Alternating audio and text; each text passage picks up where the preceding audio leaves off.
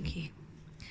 So, welcome to Mini Bites, little drawing classes from Chloe of Art in Chester. The first thing we're going to think about today is pencils and how to use them.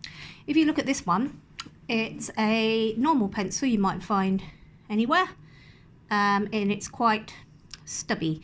And you see it's worn down a bit. That's what the kind of pencil most children will pick up and draw with. Fine, but there's a problem. When children draw, what they'll tend to do is press really hard. Can you see that's a really thick, hard line? Yeah? Oh, it's like, oh no, look, I've pressed so hard, I've actually broken my pencil. There's a couple of things that aren't good about this.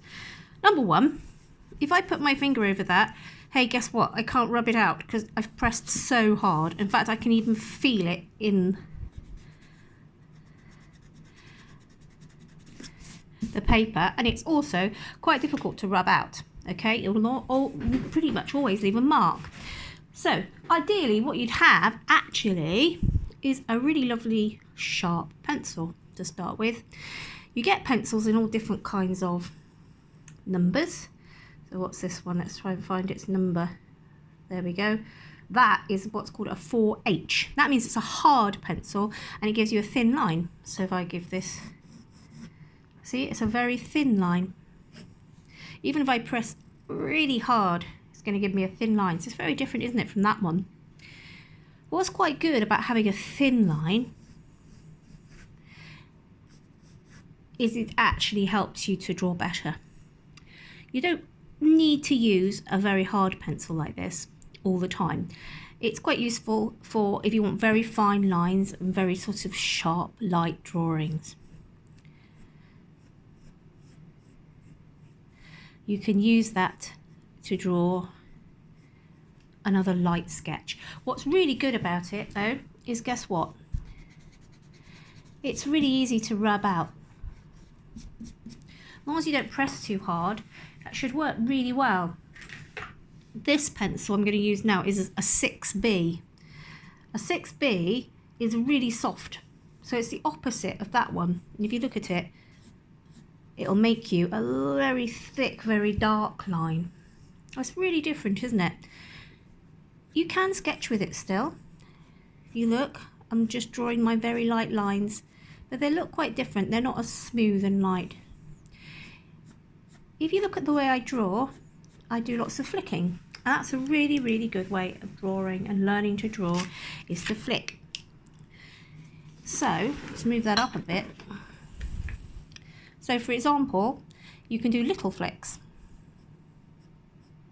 like that. Doing little flicks are great. You could do lots of little flicks. Nice and light if you look. And I've actually been able to draw a straight line, just with little flicks. Really nice and soft, really nice and gentle, like you're doing a little tick almost. You can do big ones as well. You can make your pencil look a bit longer and flick back and forth like that. That's a really great way of doing lines. And with those sorts of flicky lines, you can do circles or ovals, things like that. You see I'm flicking that, flicking it. And if you notice, I'm doing lots of little lines rather than one big one.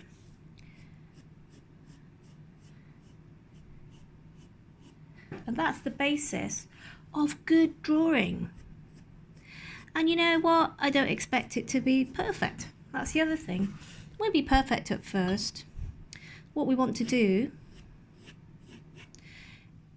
is sketch it, lots of little lines, until we know we've got what we want. And that's it.